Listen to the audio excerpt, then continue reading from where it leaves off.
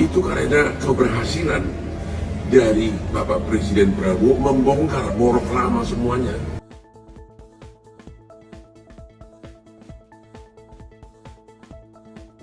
Hotman Paris menilai guncangan ekonomi saat ini bukan semata kelemahan Presiden Prabowo, melainkan konsekuensi dari keberanian pemerintah membongkar praktik korupsi dan borok lama dari pemerintahan sebelumnya. Menurutnya, penghasilan negara memang menurun dalam jangka pendek, karena kebocoran anggaran mulai ditutup. Tetapi ini bagian dari transisi menuju tata kelola yang lebih bersih. Halo warga Indonesia dan para pengusaha dalam dan luar negeri. Coba kalian berpikir secara objektif. Kenapa sekarang ini keadaan sedikit goncang ekonomi dan lain-lain? Itu karena keberhasilan dari Bapak Presiden Prabowo membongkar borok lama semuanya. Borok lama itu tersimpan lama, berlangsung lama dari presiden-presiden sebelumnya. Ya, sehingga penghasilan negara sangat minim. Ya tentu pada masa transisi sekarang, pada saat Bapak Prabowo berhasil membongkar, ya pasti ada goncangan. Harusnya tanyakan kepada presiden yang dulu, yang sebelum-sebelumnya, kenapa begitu banyak bobroknya tapi tidak pernah disikat terbuka seperti ini. Ya, BUMN dirombak habis sama Bapak Presiden Prabowo. Coba lihat praktek yang di imigrasi. Sudah bertahun-tahun terjadi itu. Itu kan baru sebagian yang berhasil dibongkar, yang lain masih banyak lagi. Jadi kalau presiden sekarang ini melakukan besar-besaran penangkapan dan besar-besaran penangkapan para pelaku melalui Jaksa Agung, itu kita harus puji. Itu masa transisi.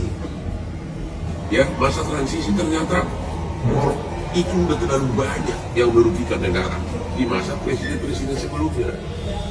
Ya, jadi saya mau tanya, kalau presiden yang kau calonkan jadi presiden, apa langsung Indonesia ini membaik?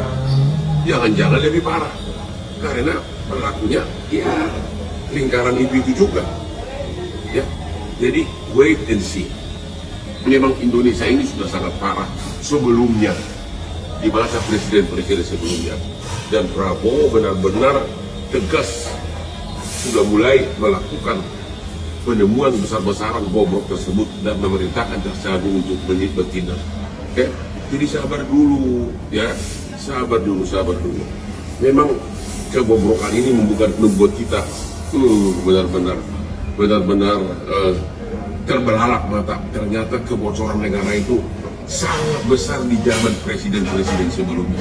Kebocoran uang negara itu dari mulai BUMD, BUMN sampai apapun kementerian sangat besar. Korupsi, pemerasan sangat besar di masa presiden sebelumnya. Dan Bapak Prabowo mulai mengkikis habis. Ya tentu pasti ada goncangan. Jadi dukung Bapak Presiden. Saya tidak mau cari muka, aku tidak pernah minta bantu klien sama Pak Prabowo. Nggak pernah. Dia tahu klien gue banyak banget. Ya. Oke, saya tidak pernah minta. Bapak Presiden tahu Hotman itu sangat punya klien banyak. Tapi saya membantu ribuan pencari keadilan rakyat miskin. Untuk Paris. Menurutnya, situasi tersebut tidak bisa dilepaskan dari berbagai upaya pemerintah dalam mengungkap dugaan praktik korupsi yang selama ini terjadi di sejumlah sektor. Melalui unggahan video di akun Instagram pribadinya, Hotman Paris menyampaikan pandangannya terkait kondisi ekonomi nasional yang tengah mengalami tekanan. Ia menilai langkah Presiden Prabowo Subianto dalam membongkar berbagai dugaan penyimpangan dan praktik korupsi patut mendapat apresiasi. Menurut Hotman, proses penegakan hukum terhadap kasus-kasus besar tersebut turut memberikan dampak terhadap kondisi keuangan negara dalam jangka pendek. Setiap kali praktik korupsi berhasil diungkap, tentu ada konsekuensi yang dirasakan. Salah satunya adalah adanya guncangan dalam aktivitas ekonomi, ujar Hotman dalam pernyataannya. Hotman juga menyoroti banyaknya kasus dugaan korupsi yang mencuat dalam beberapa waktu terakhir. Ia mempertanyakan mengapa sejumlah persoalan tersebut tidak terungkap lebih awal pada periode pemerintahan sebelumnya. Menurutnya, Langkah yang saat ini dilakukan pemerintah merupakan bagian dari proses pembenahan sistem yang telah berlangsung cukup lama. Hotman menilai Indonesia saat ini sedang berada dalam fase transisi menuju tata kelola yang lebih baik.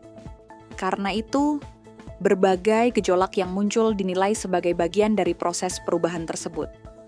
Ia juga menegaskan bahwa upaya pemberantasan korupsi harus tetap didukung, meskipun berpotensi menimbulkan dampak ekonomi dalam jangka pendek. Yang terpenting adalah bagaimana negara bisa memperbaiki sistem dan meminimalkan kebocoran yang selama ini merugikan keuangan negara, ungkapnya.